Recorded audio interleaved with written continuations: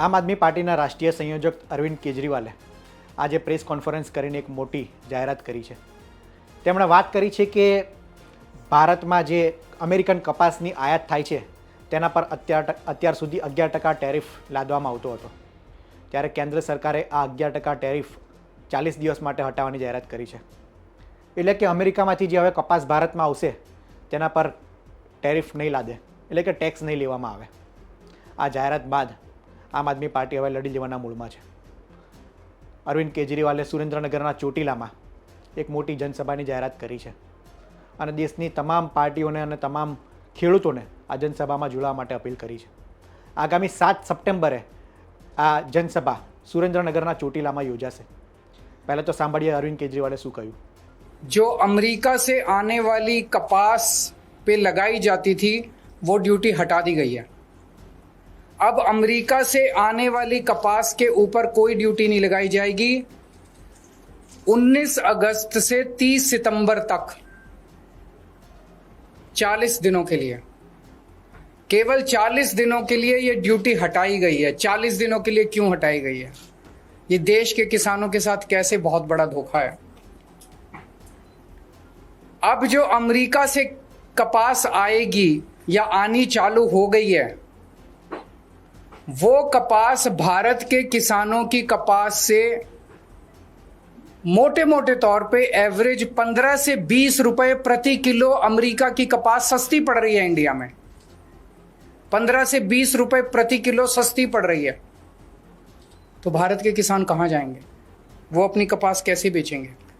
हमें बदले में जितना 50% अगर ट्रंप ने टैरिफ लगाया, हमें बदले में 100% टैरिफ लगा देना चाहिए था.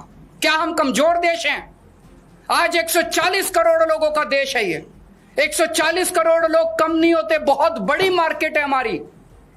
कोई भी दुनिया का कोई भी देश भारत से नाराजगी नहीं भारत की नाराजगी बर्दाश्त नहीं कर सकता. दुनिया का हर देश भारत में अपना माल बेचने के लिए बेताब है. अगर हम हिम्मत दिखाते, ट्रंप को हमारे सामने झुकना पड़ता, लेकिन मोदी जी ट्रंप के सामने झुके हैं. आज पूरा देश जानना चाहता है मोदी जी आप क्यों झुके हुए हैं. ये ना केवल हमारे रोजगार का मुद्दा है, ये ना केवल हमारे उद्योग का मुद्दा है, ये भारत के सम्मान का मुद्दा है. 140 करोड़ लोग मोदी जी के साथ खड़े हैं. आप हिम्मत दिखाइए, हम आपके साथ खड़े हैं. 140 करोड़ लोग आपके साथ खड़े हैं.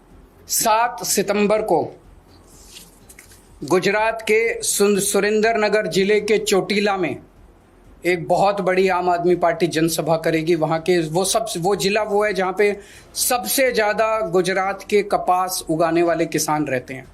हम वहाँ सभा करेंगे और किसानों को एकत्रित करेंगे. मैं देश भर के सभी पॉलिटिकल पार्टियों को, देश भर के सभी किसान संगठनों को ये कहना चाहता हूँ कि सबको एकजुट होना पड़ेगा इसके खिलाफ आवाज़ उठाने के लिए. किसान बहुत बेबस और बहुत गरीब आदमी है. હવે આપણે એ સમજવાનો પ્રયાસ કરીએ કે આ રેલીનું સ્થળ માટે સુરેન્દ્રનગરના ચોટીલાને કેમ પસંદગી કરવામાં આવી. તો ગુજરાતમાં આમ આદમી પાર્ટીનો મોટો ચહેરો એટલે રાજુ કરપડા.